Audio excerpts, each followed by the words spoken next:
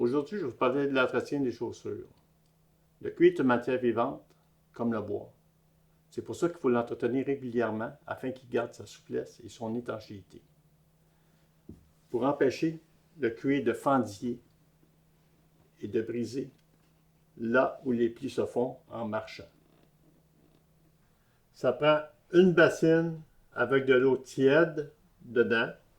Ça peut être une chaudière aussi. Ça prend un chiffon, une brosse. Ici, j'en ai deux modèles pour vous montrer. C'est une brosse en nylon avec des poils semi-rigides. Une brosse à dents, poils assez rigides, usagés. Un gant de latex. Ici, un séchoir à cheveux. Ici, c'est un décapeur, mais c'est parce que je suis à l'atelier. Et naturellement, une boîte de graisse. La première étape à faire, c'est le nettoyage. Le nettoyage se fait avec une brosse de nylon, comme j'ai indiqué, et l'eau. Ce qu'on fait, c'est qu'on met la botte directement dans l'eau pour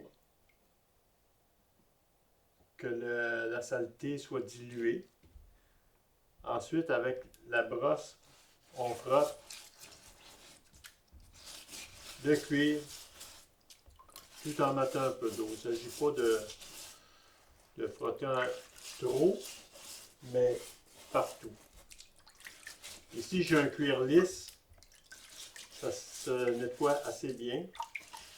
On pourrait mettre un peu de savon à vaisselle, quelques gouttes seulement, 4-5 gouttes, si la botte serait vraiment sale. Ici, c'est de la poussière, alors ça part assez bien.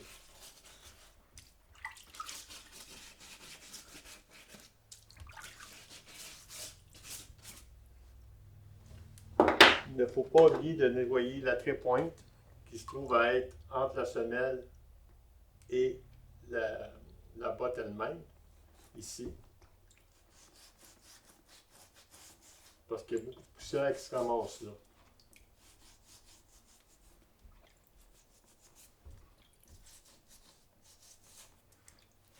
Des petites roches aussi. Alors, ben, la brosse à dents aide à faire partir toutes ces impuretés. Il ne faut pas oublier aussi le dessous. Là, il a trempé, fait que c'est assez dissous. La bouette, la poussière. Donc là, on peut y aller à fond.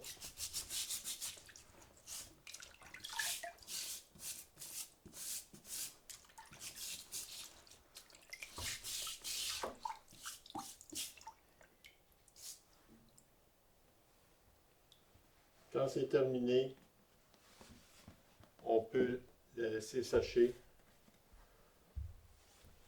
pendant 1 heure ou 2, ou utiliser le petit chiffon de coton, puis enlever l'excédent d'eau.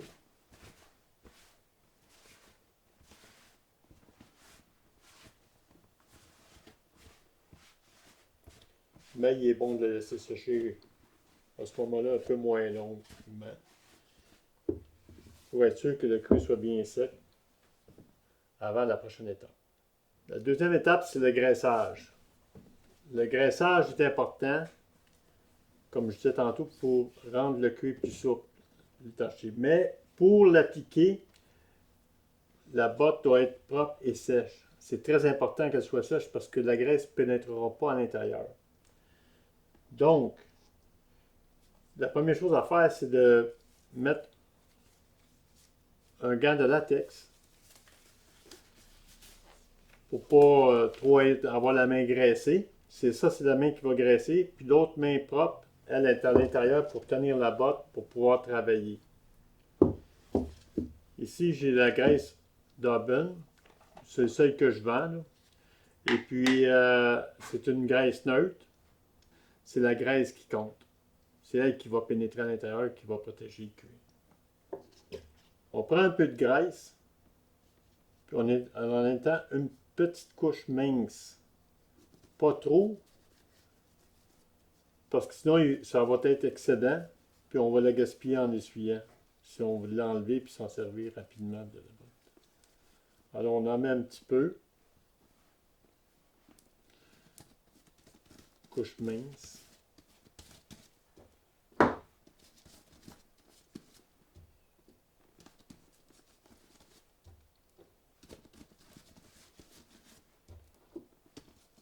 Partout. Faut pas oublier la trait-pointe. C'est là que la brosse à dents est importante. Pour bien étendre la graisse dans la trait-pointe. Parce que c'est un endroit où l'eau est portée à rester, vu qu'il y a un creux. Alors c'est bon de frotter avec la petite brosse à dents.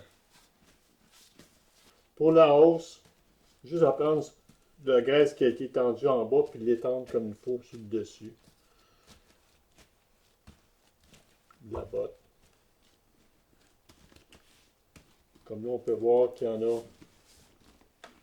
pas mal partout. Pas trop. Même le talon, il faut enduire le talon, la semelle, le contour de la semelle. Bon, là, le graissage est terminé. On va passer à l'étape finition. Je vais prendre mon séchoir. Puis, je vais commencer à chauffer. Ici, c'est très chaud. Je vais me mettre assez loin, mais vous pouvez vous approcher un peu plus près pour que la graisse fonde et pénètre à l'intérieur. Alors, on fait un mouvement de va-et-vient.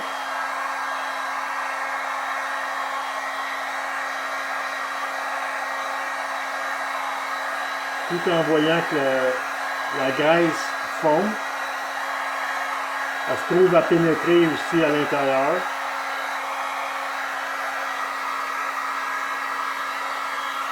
Comme ici, on voit bien que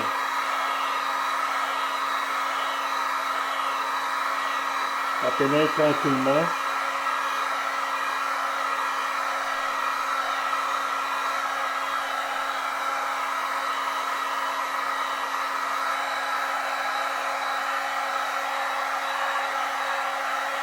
Si c'était du cuir Nubuck, il boirait beaucoup plus vite parce que c'est un genre de. C'est un cuir brossé.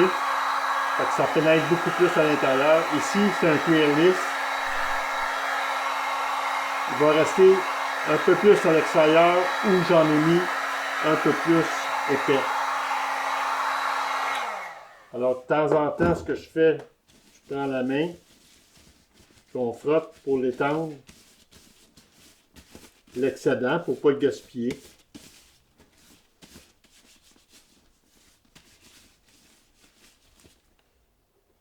On peut même repasser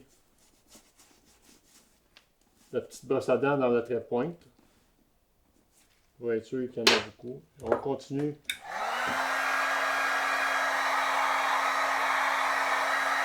La pénétration de la graisse.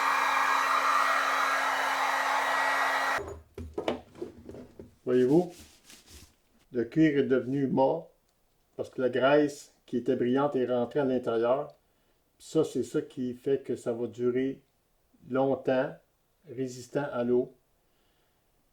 Là, s'il reste quelques petites places qui ont encore du brillant, on peut l'enlever, surtout sur la semelle, les contours.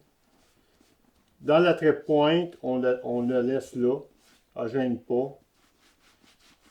Ça va juste protéger plus longtemps parce que c'est un endroit où l'eau est portée à rester. Donc, comme j'expliquais tantôt, c'est mieux d'en laisser un petit peu. Essuyer la semelle aussi un peu. Là. Et voilà, la botte est bien graissée, bien prête pour des aventures et des aventures dans le monde fantastique.